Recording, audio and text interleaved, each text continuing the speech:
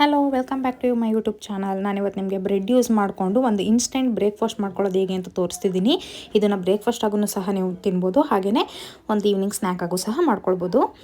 ಇದಕ್ಕೆ ನಾನು ಇಲ್ಲಿ 3 ಪೀಸು ಬ್ರೆಡ್ನ ತೊಗೊಂಡಿದ್ದೀನಿ. ಇದನ್ನು ನಾವು ಫ್ರೈ ಮಾಡ್ಕೊಳ್ಬೇಕು, ಟೋಸ್ಟ್ ಮಾಡ್ಕೊಳ್ಬೇಕು ಎರಡು ಸೈಡೂ. ತುಂಬ ಜಾಸ್ತಿ ಟೋಸ್ಟ್ ಮಾಡ್ಕೊಳ್ಳೋಂಥ ನೆಸಸರಿ ಇಲ್ಲ, ಸ್ವಲ್ಪ ಎರಡು ಸೈಡೂ ಬ್ರೌನಿಷ್ ಕಲರ್ ಬಂದರೆ ಸಾಕು.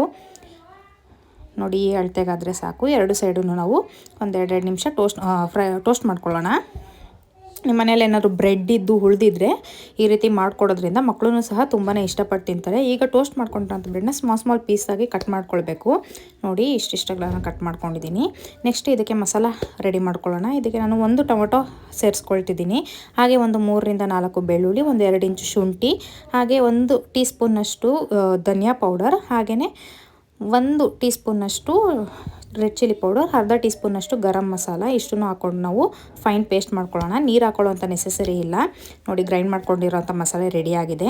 ಈಗ ನಾನು ಒಂದು ಕಡಾಯಿ ಇಟ್ಕೊಂಡು ಅದಕ್ಕೆ 2ರಿಂದ 3 ಟೇಬಲ್ ಸ್ಪೂನ್ನಷ್ಟು ಎಣ್ಣೆ ಹಾಕ್ಕೊಳ್ತಿದ್ದೀನಿ.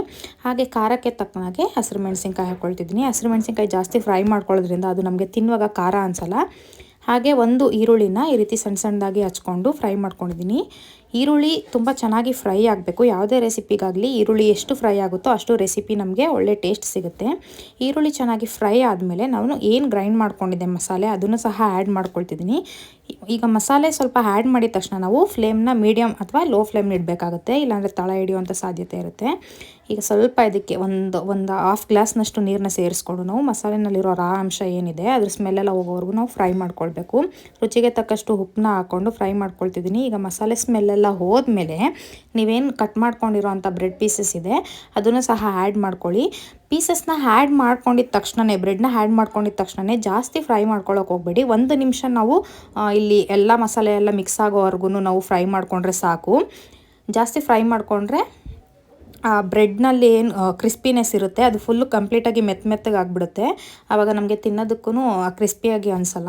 ಹಾಗೆ ಲಾಸ್ಟ್ನಲ್ಲಿ ಕೊತ್ತಂಬರಿ ಸೊಪ್ಪು ಆ್ಯಡ್ ಮಾಡಿ ನಾವು ಫ್ಲೇಮ್ ಆಫ್ ಮಾಡಿದ್ರೆ ಈ ಒಂದು ಒಳ್ಳೆ ಬ್ರೆಡ್ ಮಸಾಲ ಸ್ನ್ಯಾಕ್ ರೆಡಿ ಆಗುತ್ತೆ.